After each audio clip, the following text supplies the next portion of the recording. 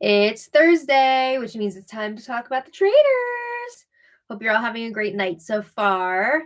You may notice I am in my husband's office again.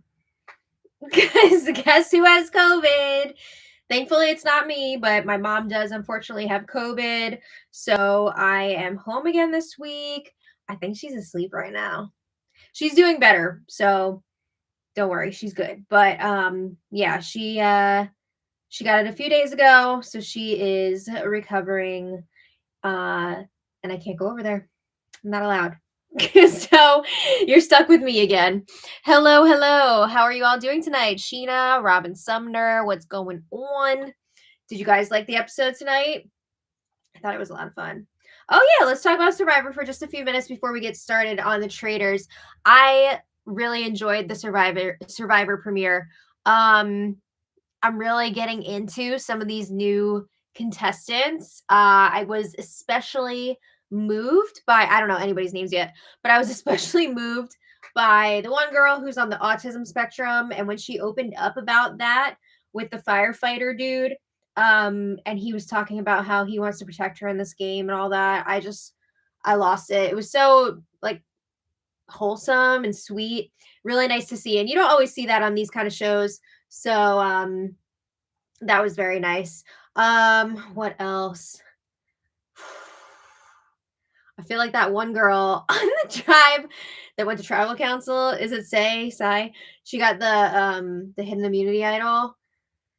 She's a lot. She's got to work a little bit on her bedside manner with people because I think she's going to be rubbing some people the wrong way pretty quickly. Yeah, that was interesting. I did like the hidden immunity idol situation that they had this time with the little what's that thing called? It's like in the Da Vinci Code where the clue or whatever, the immunity idol is on the inside and you have to solve the puzzle to get it out. Da Vinci Code. But yeah, I thought that was cool with all the little animals painted throughout the camp. I like that. And it was like multi-level.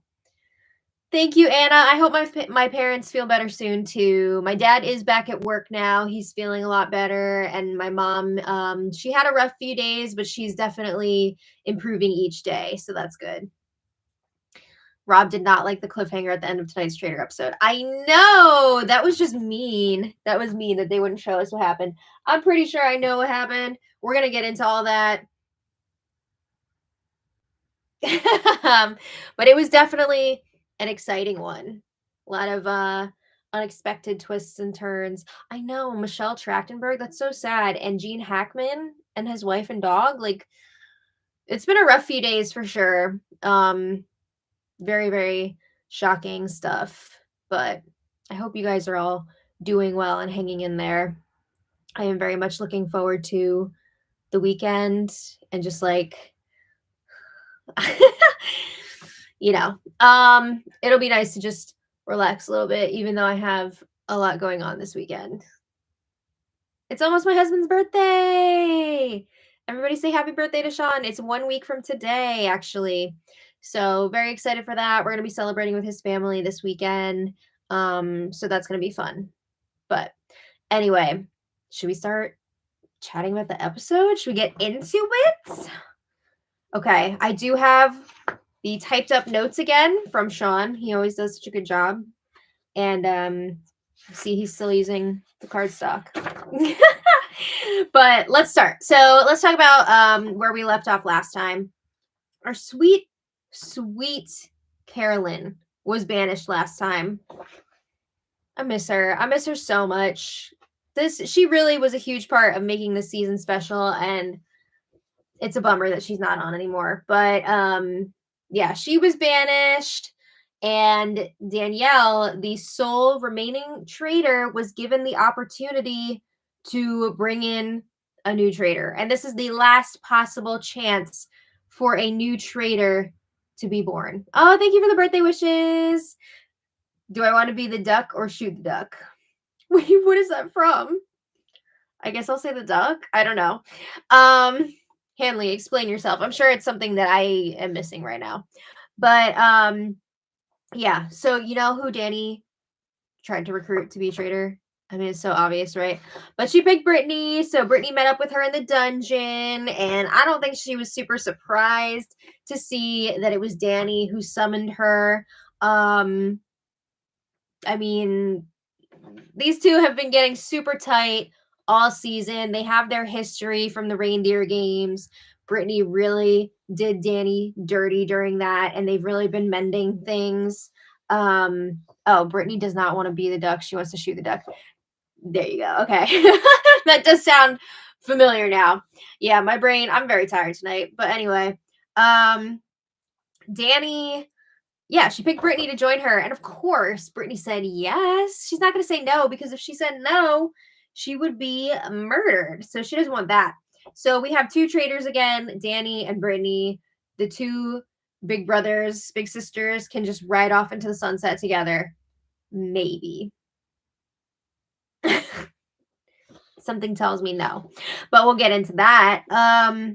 Danny also kind of like really put a target on herself with her performance at the round table, because she was really, really going after Carolyn. They were going after each other, and Gabby picked up on it being like traitor on traitor confrontation. And I have to agree, there is just a different level of intensity, and I would imagine it's even more noticeable in person than it is for us watching. I'm sure there is an extra layer of tension in the air when two traitors are going after each other, because the arguments just feel so much more personal, and they are working with so much more information than everybody else. They talk with so much more conviction than everyone else, than all the faithfuls. So I definitely see how she is drawing comparisons between this Danny and Carolyn altercation and the Boston Bob the Drag Queen altercation that we saw weeks ago. So traitor on traitor arguments at the round table. So quite a few people are latching on to this and thinking, Danny could be a traitor, could be.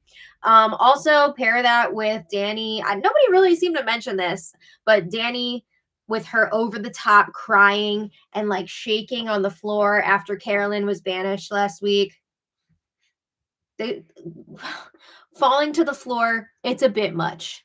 So, yeah, that's what we're working with from last time. So, this episode 10. Oh my goodness, we only have one more week left. That's insane. Okay. Brittany and Danielle in the dungeon.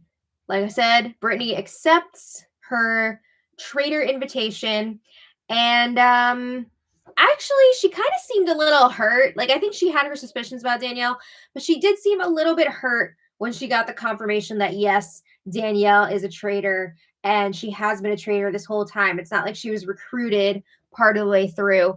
I think Brittany felt a little bit like, so you're lying to me the whole time? Oh, I did also hear a rumor. I don't know where this came from, but I did see a rumor circulating that Danielle may have spilled to Brittany at some point that she was a traitor, like off camera or something. I wouldn't be surprised. I don't know if that's true though, but that is something that I've seen going around. But yeah, Brittany accepts. She becomes a traitor. I feel like I've said that like 5 times now. So now that we have two traitors again, they are discussing what their plan is going to be moving forward. They feel really good with the double D's, Dylan and Dolores, because they feel like they've got a pretty good grip on them. They feel like Dylan and Dolores are in their corner. They're going to vote with them, and they're not going to come after them. So they like that. They like people who trust them and are going to do their bidding, right? They're going to believe the lies that they are spreading as traitors.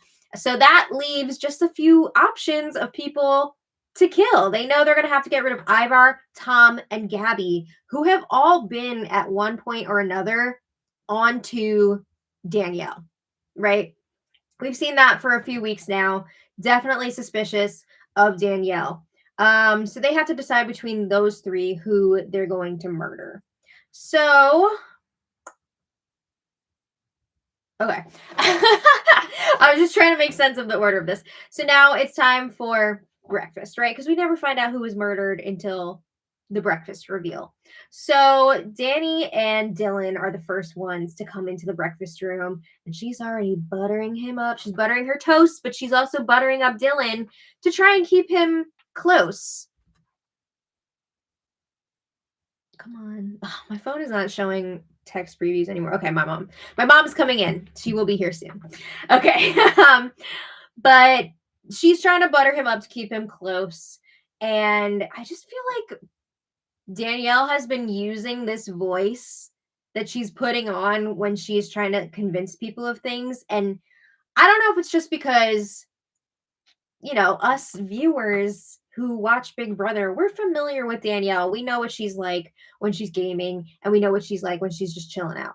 So I feel like a lot of us can sense, like, we can identify that voice from her when she is BSing. And I was hearing that voice a lot in this episode. But some people playing this game are not familiar with Survivor or Big Brother or any of the competition shows. So they don't know what some of these players are really capable game wise. Dylan, I'm pretty sure, is a reality TV fan, but I think he's basically fangirling. And that's why he's like, yeah, I was on to Danny before, but now I'm kind of like going clean slate here and believing that she's innocent. And I think that Gabby is a traitor. No! Stop. The Dylan versus Gabby thing. Stop. You guys, you need to work together. So that's the thing that we're dealing with again. Then they're waiting to see who's all going to be coming in for breakfast. And of course, we know that either Ivar, Tom, or Gabby is going to get murdered. And they kept showing Ivar's portrait on the memory wall. And I feel like we haven't really seen his portrait that much throughout the season, because let's be real, he hasn't really had all that much influence on the game, but his picture was just insane. And this show has had a history of really bad memory photos. They all look like so up close and just like not flattering. But Ivar's portrait, that was something else. Okay. So anyway, Gabby has said that she's pretty sure that Danielle is a traitor at this point. She says she's locked in on it. She didn't say this to Danielle's face, but she did tell us viewers she is locked in on that. She's seen enough, right? She's seen enough evidence to feel confident that Danielle is a traitor. But as breakfast is concluding, Ivar is the last one to walk in, which means that Tom Sandoval was murdered. No, I can't believe I'm sad about this. I didn't necessarily want him to win this whole thing, but I did want him to make it to the end because he was really entertaining this season. And that's not to say anything about him as a person. I think that he's still bad, for lack of a better term. I mean, does not make up for what he did to Ariana. Like, what he did to her was terrible, but I can't admit that he was very entertaining on the season of the Traitors, personal life aside. So yeah, I was kind of bummed to see that he was murdered. He did not seem surprised at all to be getting that letter. I feel like he thought he was going to be murdered weeks ago. So the fact that he made it this far, I think he was pretty happy about that. And also, like, I didn't think he was going to make it this far either. I thought he was going to be one of the first people out. So that was very surprising. Sean Davis agrees that Tom was very entertaining. Yeah. It's Latasha says, should have gotten rid of Gabby. I think Gabby also would have been a good option because there's a good chance that Tom Sandoval would just like unravel and maybe even become a target for banishment just from what he's doing. Like, the Traitors wouldn't have to work very hard to make that happen. And Gabby, she's been really smart. She's been smart this whole time. The only thing with Gabby is early on in the game, people were able to convince her otherwise. Like, she would come up with a really good theory and be very observant of what was going on, but then people would immediately be able to change her mind about things. So that was where she went wrong in the beginning. But Gabby has been pretty on point throughout the season. Let me see. Latasha also said, hey, Sincat. Latasha said, it would have made more sense for them to get rid of Gabby, but the Bambi is one of the people I was rooting for from the beginning, so I'm glad she's still in the game. Yeah, I've been enjoying her this season. It's been fun to see her outside of the Bachelor realm. I didn't watch her season, but that's how I know her. Like, actually, I know her from Dancing with the Stars too. Um, but it's fun to see her in this environment. Tom would say he's a traitor out loud. Tom would admit to being a traitor even if he wasn't. You know what I'm saying? He would just like for the attention. He'd be like, "Yeah, I'm a traitor." It would happen eventually. But anyway, Tom believes that the reason he was targeted is because he is the most threatening out of the remaining guys, right? Number one guy in the group. He's never going to escape that. Like, he always wants to be number one guy in the group. And he thinks he's like this genius. Everyone loved him and respected him, which is why they had to get rid of him. Okay, so then it's time for Alan to come into breakfast, looking amazing as always.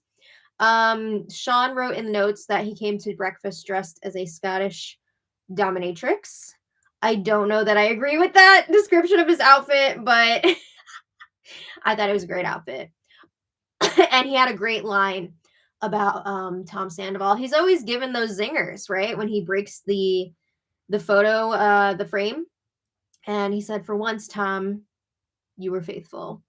Ah! Damn. That was a good one. But Alan also drops a bomb on everybody. He lets everybody know that there will be a new role coming into the game. Someone is going to get to be the Seer. This is a big deal. And this is actually a role. I was talking about this last week.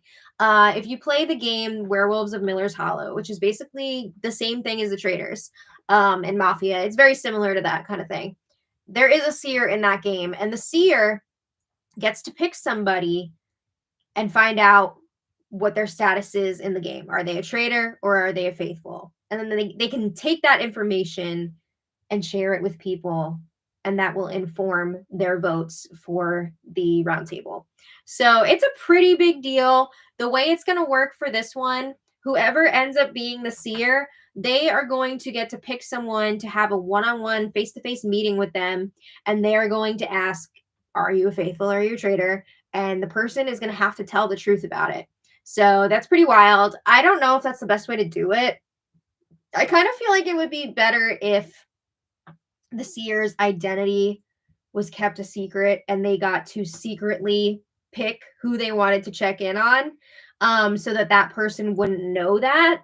But I guess that wouldn't be as entertaining TV as the face-to-face confrontation, right? That's going to be a lot more entertaining to watch. But on a game level, I think it would be better if it was all done privately, but doesn't seem like that's the case. But anyway, the Seer will, whoever becomes the Seer, that's going to be determined by this week's mission. So before we get into the mission, of course, everybody has time to chat, talk about their theories. Sean wrote down, "Danny has the worst poker face on earth. How the hell is she still in this game?" I do have to say, her acting has been over the top. It's a bit much. But again, a lot of these people are not familiar with Big Brother, so they don't know what she's usually like when she's playing. And they seem to be buying what she's selling. Just running in LA. Thank you so much for the super chat. Oh my God, 20th super on a live stream. That's amazing. Thank you so much. And they asked, "Why don't you review Survivor?" Honestly, the reason is it was too hectic. We used to review Survivor years ago. We used to review a million shows years ago. I mean, there were nights where we had 3 different shows that we would recap in the same night. And this was like when I was in high school. And I remember staying up until like 1 a.m. recapping all these shows, doing my homework, and then having to get up at like 5:55 the next morning. So, yeah, I think honestly, it just became too much. We have another business that we're running now, our crochet business, and it would be too much for us to do Survivor as well. Especially when Big Brother Canada was still airing, because they air at the same time. So it just would have been overload for us with that. And honestly, now that we're not covering Survivor, it's just so refreshing to just watch the show and enjoy it and not have to take notes. And it's wonderful, I have to say. But yeah, we still love to watch it. We just don't recap it anymore. I feel like I'm yelling. My apologies if you're wearing headphones. I don't want to be that person in the diary room. All right. So moving forward, Danielle and Brittany, they want to make sure that there is a clear target for banishment, and it's not going to be one of them, right? So they feel like Gabby is their best option. They want to try and see if they can get enough votes together to take Gabby out. And with the low amount of people that are left at this point, there's two of them. They need one more person to vote with them to tie, and they would need two people to vote with them in order to just take Gabby out outright. So they feel like they can do it. I mean, they have a pretty good grip on Dylan and Dolores, they feel. So they're pretty confident that they'll be able to get this done. Now let's check in with what's going on with the remaining guys, Ivar and Dylan. Ivar was like, all right, we're the only ones left that are faithfuls. What? Here comes Ivar again with his theory that, like, all the girls are traitors. I mean, he's right about two of them, right? Two of the women are traitors. But, yeah, I don't think he actually meant, like, they're the only two that are faithfuls. But this is Cage Boys 2.0, right? So, Ivar, was feeling pretty confident that Danny could be a possible traitor. But then after talking to Dylan, Dylan convinces him, no, it's Gabby. Let's vote for Gabby.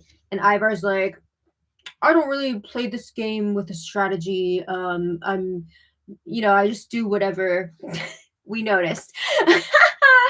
Ivar lately, though, has been stepping it up a little bit. I wouldn't say he's been gaming, but perception wise, I do think he's had a decent read on what's going on. So I will give him credit for that.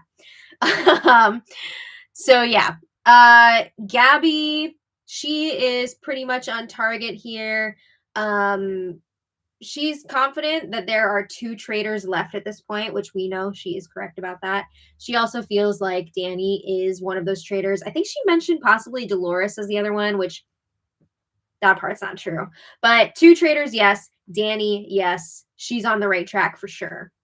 And I know we were trying to figure out what Alan meant a few weeks back about how they're not going to reveal what people's statuses are in the game after a certain point, and it sounded like something new. But this is just what they've been doing, how once they get to the finale and they start eliminating people, we're not going to find out if they're a faithful or a traitor until after, because they don't want to give all that away and then make it obvious for the people that are left. But anyway, let's get into this week's mission. This was a fun one. It required the players to revisit scenes from previous episodes. So they had some elements of former challenges pop back up tonight. That's always a fun time, right? A trip down memory lane. And not only are they going to be adding money to the prize pot with this challenge, up to $30,000. That's a pretty hefty one. But whoever individually gets the most or raises the most money for the prize pot for this challenge, that person will gain that Seer power. So it's a pretty big deal. Again, the Seer is going to be able to learn one player of their choosing's real identity in the game. They're going to find out if this person is a faithful or a traitor. That's a lot of fun. Blind Adventures, thank you so much for the super chat. I love the sticker too. That's awesome. I'm going to be crocheting some foxes soon, so I'm excited about that. But thank you so much again for the super chat. I hope you're enjoying this season of the Traitors. Okay, so the first round. Oh yes, bring out the clowns, right? Bring in the clowns. I like the little Broadway reference there. But the clowns were on early in the season when they had to go through those doors, and the clowns were creepy as hell. Well, this time, the clowns were each holding a big gold balloon. And some of the balloons were representing money, and some of them were representing Shit. No, that's for later. But some of them had gold confetti and some had black confetti. Gold confetti is good, black confetti is not.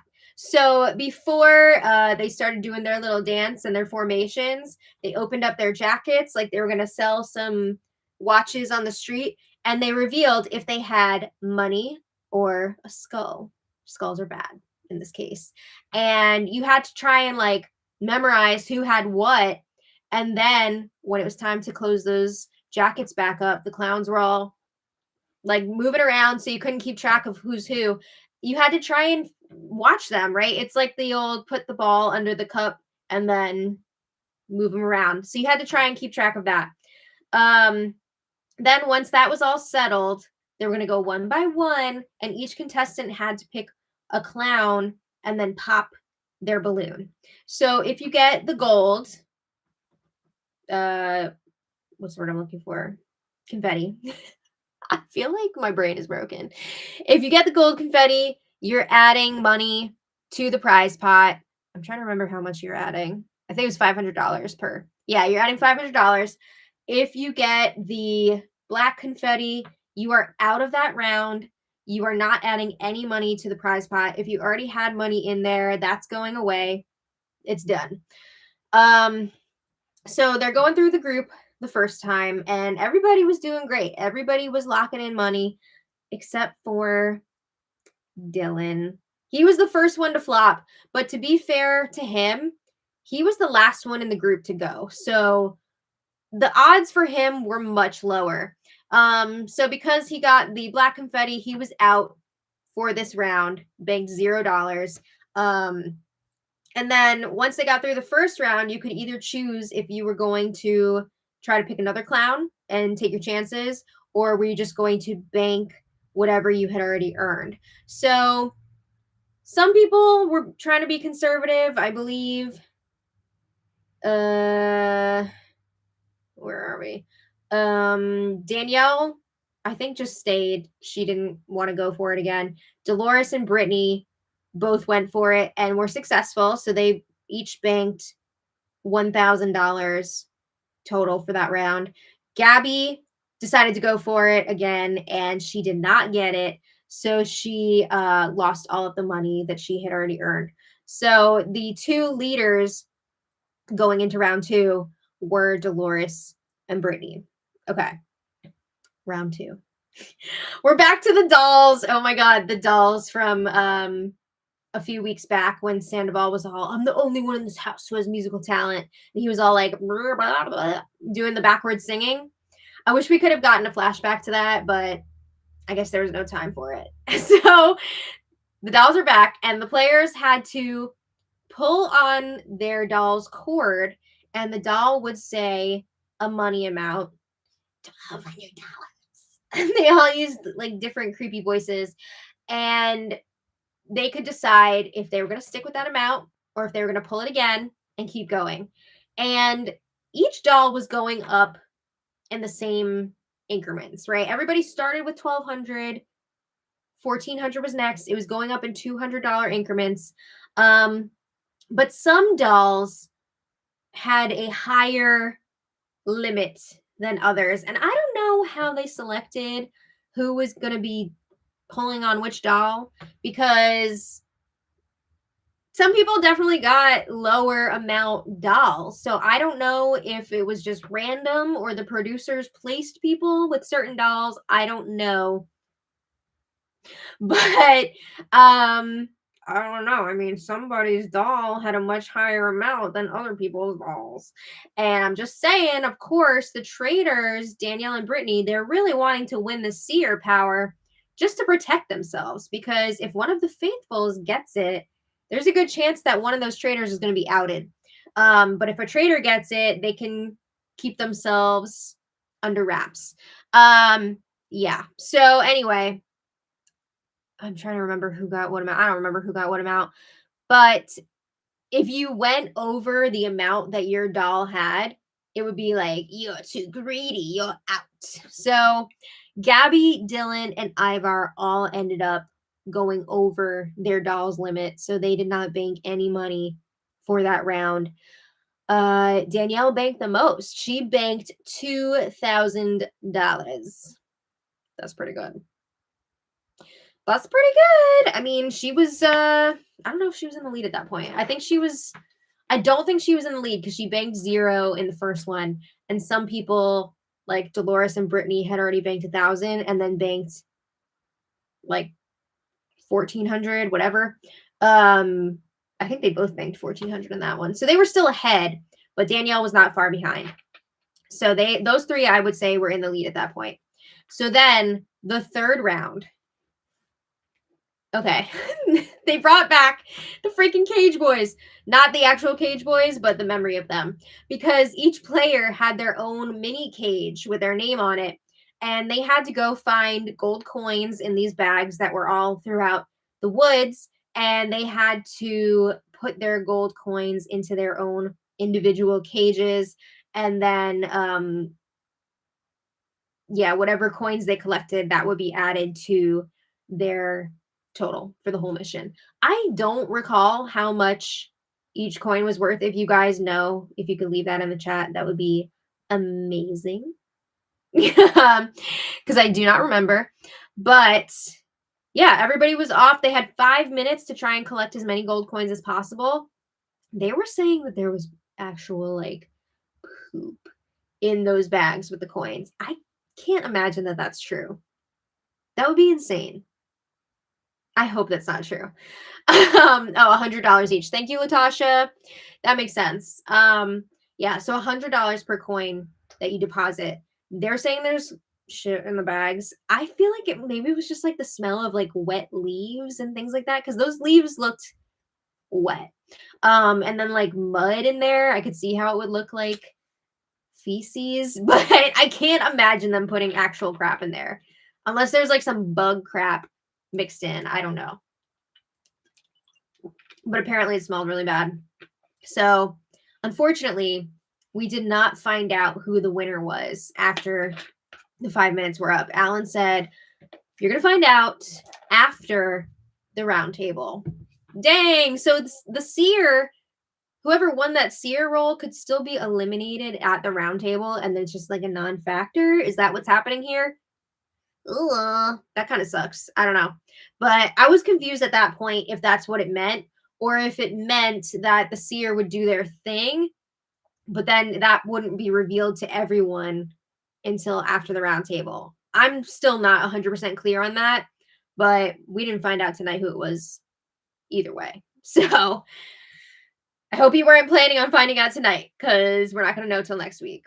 But anyway, yeah, that whole thing is looming. They don't know who the Seer is going to be, but they are trying to prepare for the roundtable discussion. So pre-roundtable, Gabby and Dylan are chatting. Oh boy. Dylan has been after Gabby for a long time now, but she is making a lot of really great points about Danielle, right? She's got a lot of evidence to work with at this point. I mean, Danielle's reactions to things, the fact that she was in, okay, Jeremy was saying that she was a traitor weeks and weeks and weeks ago, and then Jeremy was murdered promptly after that. The whole vibe of Carolyn and Danielle going after each other at the round table the week before, and even a few weeks before that, that was another important one.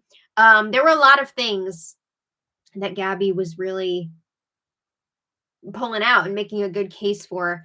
But Dylan, he's been close to Danny throughout this game.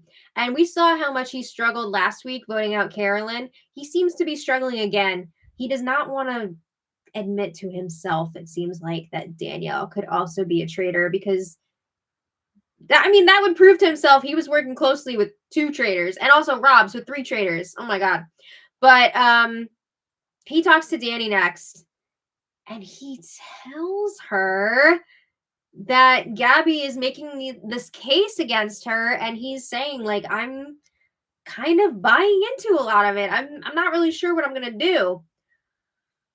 Sean wrote, Sean has cooled on Dylan.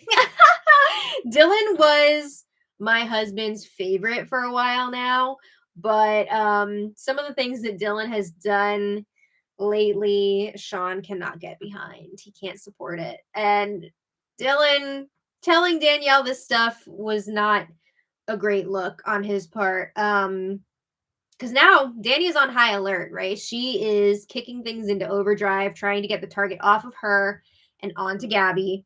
She lets Brittany know that people are going to be voting for Danielle. It's probably going to be between Danielle and Gabby. So Brittany is panicking because Brittany is a newborn baby traitor. She needs Danielle in this game with her. She wants to go to the end with her. She wants to repent for her sins, atone for her sins from the reindeer games. She wants to go to the end with Danielle. And now there's a chance that, she's not going to be able to do that. But also, like, she's going to be the only traitor left if Danielle goes, which is scary. It's scary because she just took this on. But Brittany is like running around. She ran out of the castle looking for people. How kind of like hilarious is it that Brittany has talked for a while now about how useless Ivar is, but then she's like running around the castle looking for him because now she needs his vote. She's all trying to find him. And Ivar is like, I think I need to vote out Danielle because I think she's a traitor. And Brittany's like, she's freaking out. Things were really falling apart quickly. Sean Davis says Sean has seen the light about Dylan. Hanley says Dylan simping for the Traitors. For real, though. I mean, I think a big part of it is just that Dylan actually has watched a lot of the shows that these people are from, and he's familiar with them. So he's just like, oh my God, I'm working with my idols. Like, this is so much fun. But at the same time, like, he knows how good they are on these shows. Like, how is he not picking up on Danielle's manipulation? I mean, she is straight up begging him not to vote her out. Straight up. Yeah. So anyway, let's get into the roundtable discussion. Woo! And also shout out to Alan's mission version of this week's look with that like Shakespearean vibe. Love it. Okay, but the roundtable. The prize pot is currently at $166,800. Pretty good. Pretty good. What's the max on the show? Is it like 250 max? So, I mean, when you look at what it could be, it's not amazing. But if you didn't know the upper limit, it's pretty good. Oh, mom's in the house. She said fangirling. Yeah. All right. So the round table. I thought it was a little bit telling that Brittany was, from what we saw, the first person to speak up. I mean, Brittany throughout this season has been pretty quiet at these roundtable discussions. So the fact that she was speaking up first, I think should say a lot. And the fact that she was like defending Danielle and going after Gabby, I don't think that's a great look for Brittany. I think it might be tipping off that she is a new traitor. But Brittany was kind of bringing up how Gabby, she ran out of friends. So now she's coming to Brittany to talk some game. And Gabby's like, whatever. I don't have anybody left. I'm loyal to nobody. I'm just here doing my thing. So, I mean, she has a point here. She's a lone wolf at this point. I don't know. So then Gabby starts making her argument against Danielle. And of course, she's bringing up how last roundtable, it really felt like a traitor on traitor confrontation, very similar to Bob the Drag Queen and Boston Rob. Rob the Boston. And everything she was saying was making a lot of sense. And I think it was really hammering things home for Ivar and Dylan. I think Ivar was already convinced, but I think Dylan was a little bit on the fence if he was actually going to vote against Danielle or not. But I think Gabby's argument really solidified it for him. Danny is still trying to be like, I am not a traitor. That is not who I am. If you've watched Big Brother, I'm not saying she's like this in real life, obviously, but if you've watched Big Brother as a gamer, come on. But she says she doesn't have the stomach to be a traitor. This lady's got a stomach of steel. Josh D says, can you tell mom to hurry up? She's here now. I'm sorry. She's here. She's in the chat. She's recovering from COVID. But thank you so much for the super chat. Okay. Dolores. What can I say about Dolores that has not already been said? She can no longer throw her vote away for Tom, but she's found a new person to throw away her vote to. I'm surprised she didn't just vote for Tom anyway, even though he's not there anymore. It is clear. It is so clear here that the vote is between Gabby and Danielle. And it is so close. It is razor thin, the difference with the vote here. And she chooses to put her vote towards Ivar. And she straight up says, I am voting for Ivar. So we get into the vote reveal. And Dolores does follow through and vote for Ivar. Gabby, Ivar, and who am I missing? And Dylan all vote for Danielle.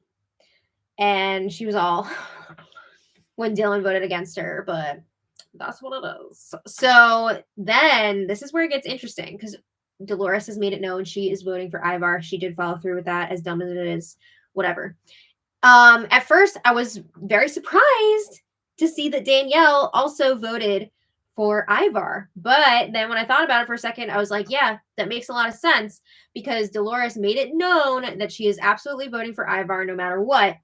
So Danielle immediately knows she is not going to have the votes to take out Gabby. So she switches her vote to Ivar. I'm assuming her and Brittany made some sort of an eye contact moment when Dolores declared her vote. And they both knew that they would have to vote for Ivar. I do have to say, though, as smart as it was to know that they're not going to have the votes for Gabby, I think them making all of these arguments against Gabby and then flipping their vote at the last second for Ivar, it's just a dead giveaway that they did not believe in their argument against Gabby in the first place, and they were just trying to get anyone out other than the two of them.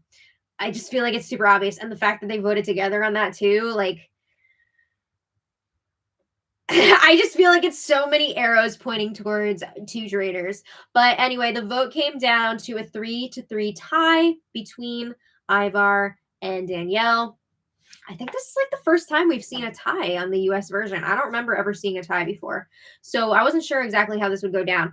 But Alan lets everybody know that because it's a tie, the two players with the votes, Ivar and Danielle, they each get to make one final plea to their fellow contestants.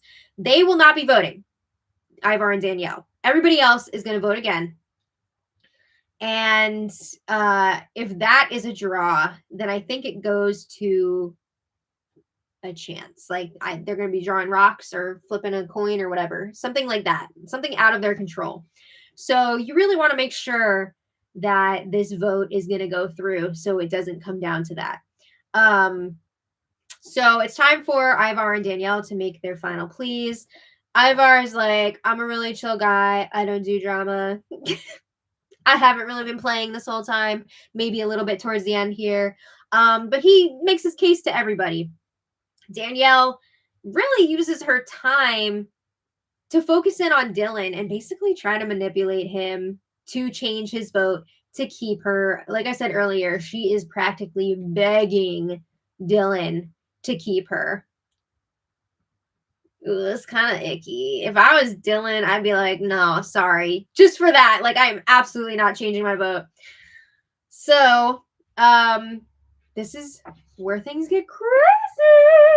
Because in Brittany's confessional, she says she could have sworn she saw Dolores give some sort of a nod to say, like, I'm going to be voting for Danielle. So Brittany picked up on this.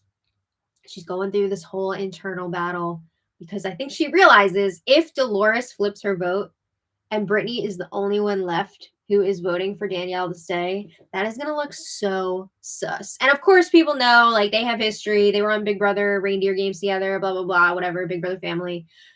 But, like, if you're the only person voting for a traitor to stay, everybody's going to be looking at you, especially because at this point, like, what else do they have to go off of? Not a ton. So she's freaking out about this. She's like, I don't know what to do. And she's thinking, if Dolores is going to flip her vote and vote out Danielle anyway, she's going to be gone. So I may as well, like, save my own game here. So it's time to reveal the votes. They start with Dylan this time, since they ended with him last time. He keeps his vote to get rid of Danielle. Gabby is also voting to get rid of Danielle. Dolores is voting for Ivar to go, and Brittany is like, what? Because she thought Dolores was flipping her vote to get rid of Danielle. So Brittany's vote is the last one to be revealed, and we don't get to see it, right? It was a cliffhanger at the end of tonight's episode. We're not going to find out Brittany's vote until next week, the finale.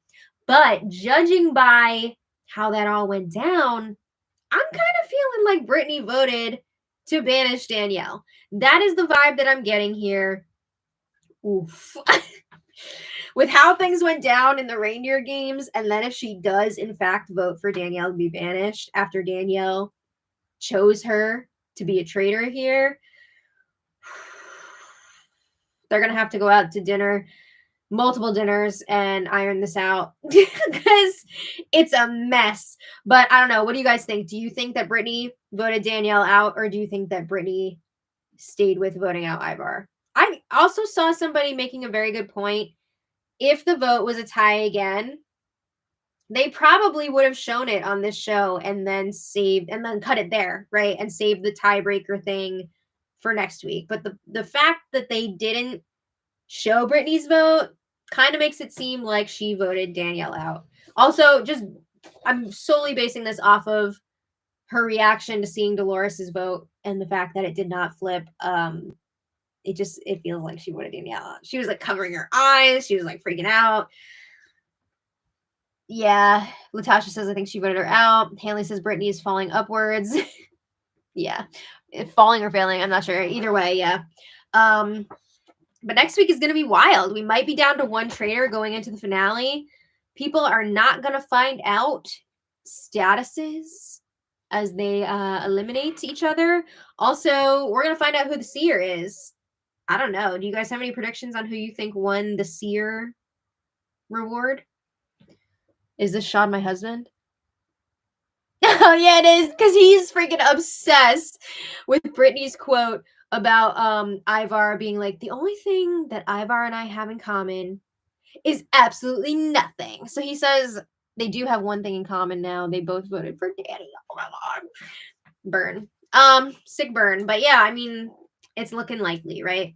Steve Alkir, thank you so much for the super chat. And Steve says, viewers since 2007, glad you're going strong. Thank you so much. Thank you for watching us since 2007. That's honestly a little bit terrifying. That's a long time ago, but thank you so much for the loyalty. I am honored that you've been coming back for more of the craziness from me, my mom, and our family. Thank you so much. You are very sweet to stick with us. Mom says best vote of the season. I mean, it was pretty satisfying to see Dylan freaking get it together here. Sean Davis says, these fans are too much online. This is a game and nobody deserves death threats or hate because your favorite is gone. Oh my God, who's getting death threats? That is way too much. Some people really do take this stuff too seriously. We don't need all that. I'm excited for the finale when they throw the powder into the flames and it's either like red or green. I enjoy that. It's such a small thing, but it's the little things in life. Mom says, why do I dislike the Big Brothers on this show? I know. I mean, maybe it's just because, like, we're so familiar with them. It's too much. I don't know. I wouldn't say I dislike all of the Big Brother people when they're on the Traitors, but I'm not always rooting for the Big Brother people on the Traitors. It's kind of interesting to see who emerges on this show specifically. I mean, like take Tom Sandoval for example. I did not want to root for him, but here I am being sad that he was eliminated. The Big Brother people seem entitled. I could see that for sure. Sheena says, I feel Brittany will be the new Kate getting recruited by the last traitor and then voting them out. I do not know what Kate was thinking last season. I feel like she had kind of a chance to get through it, but she like blew it. I don't know why she did that last year. I don't know if it was like a misunderstanding about how things were working in the end game or what, but like what was she doing? I don't know. Hanley says Conan O'Brien hosting the Oscars this Sunday. I know, I can't wait. I'm so excited. I've only seen like one of the Oscar films, maybe like one and a half, but I'm very excited. I saw most of, or at least part of, what's it called? The one with Timothée Chalamet, where he's Bob Dylan. I can't remember the title, but I saw a good amount of that. I do want to watch it from the beginning, but I really enjoyed it. I thought he was great. It was a good, solid movie. I heard a little bit of. Why can I not remember any titles? What's the one with the architect? A Complete Unknown. Yeah, so that's the Timothée Chalamet one. What's the one with the architect? I feel like I've aged like 20 years in this last week.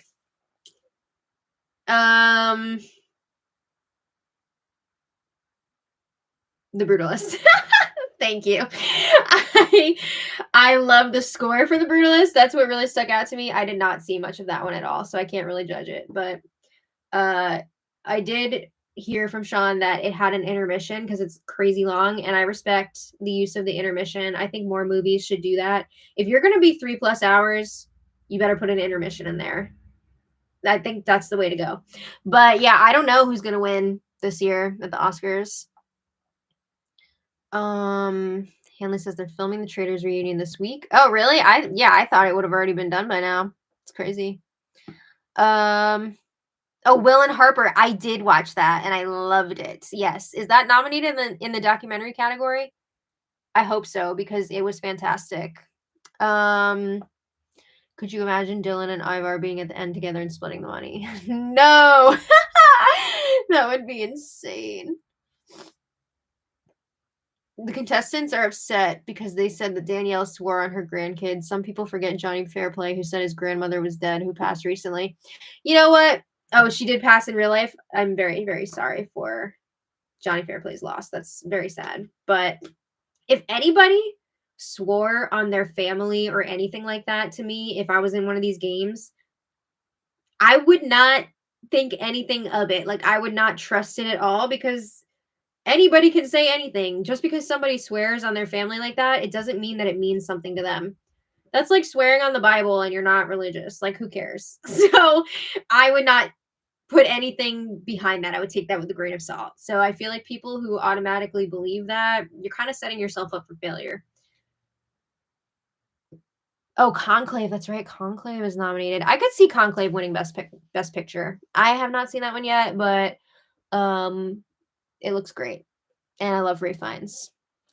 Yeah, I could see that. Will and Harper was not nominated. That is not cool because that was an excellent documentary. Carolyn almost missed the plane playing Pokemon Go. That sounds very Carolyn of her. I'm not gonna lie. Conclave is good. Yeah, I want to watch that one because I think it's on streaming now. So maybe I'll watch that one. Maybe even tomorrow. We'll see. I got some time to sit and watch stuff while I crochet tomorrow. I know Matt on Big Brother 12. He said his wife was sick, and then Kathy, who was another house guest, actually was a cancer survivor. That was a lot. Jeff Probst was talking about Survivor 50. What was he saying? I didn't hear that. I'm excited for it. I can't even. I don't. Who are they bringing back? I don't know. It's gonna be fun. What else was I gonna tell you guys? Carolyn looks like Kim Soul with tattoos. I could kind of see it. Definitely like in the lips and the hair arena. I could see that for sure. Maybe not as much in the eyes, but I could see some similarities there for sure. Oh yeah, that's what I was gonna say. So if you guys watch our crochet channel at all, Granny by Nature Crochet, we were planning on posting a video today, but unfortunately we were not able to shoot that because of COVID. um, so we weren't able to get that together, but I was thinking about possibly doing a live stream tomorrow afternoon, a crochet live. So maybe I could pick something easy to work on that I don't have to like count too much, and we can just chat while I do that. I think that would be a lot of fun. I think it would probably be sometime in the afternoon. I would say mid-afternoon, maybe. I'm not 100% sure on that yet, but I will post the live, like I'll set up the live stream early enough so that if you guys are free, if you want to stop by and hang out, you'll know when it's happening. So make sure your notifications are on if you are subscribed to the Granny by Nature Crochet channel. Cause yeah, you don't even have to be into crochet to hang out there. I think it's just gonna be a chill situation. I don't know, I've never done a crochet live before. So we'll see how it goes, but I wanted to make sure we were giving you guys something, right? I mean, we said multiple times in our last video that we were going to have a video on Thursday, and then it couldn't happen, but an afternoon delight. That's correct. It's a good way to think of it. Josh, thank you so much for the super chat. Josh says Netta from BB Can was the best so far on the Traitors. I haven't seen any of the Canadian seasons yet, but I would definitely be interested because I know there have been a few people from Big Brother Canada on, and I want to see those seasons. So is that on Peacock or no? I know there are other, like I think the UK one is on Peacock, but I don't know if Canada is. I'll have to look into that. Oh, Koozie was on too. That's fun. Drop my water. What? I don't know what that is. Apparently Survivor 50 will be in the hand of the fans. Oh, I did hear him say that we're going to be voting on stuff for the season. I'm curious how that's all going to play out. Should be interesting what they offer us to vote on. Yeah, we'll see what happens there, but I want to thank you all so much for being here. Suri was the best trader hands down, but she really didn't have any competition. I know. I think she's so amazingly talented. I am curious to see how she would do if she was on a season with all celebrities instead of because she was on season 1, which was half celebrities, half normies. And a lot of these normies just did not have any gaming instincts, so they were like super easy to manipulate. But I still think she would have done really well in a regular season too, for sure. Who would you play the game like with this season? Wait, who would you play the game like within this season? That's a good question. I mean, I'd like to think I would be a Gabby type, but probably not. I don't know. It's hard to say. It's really hard to say.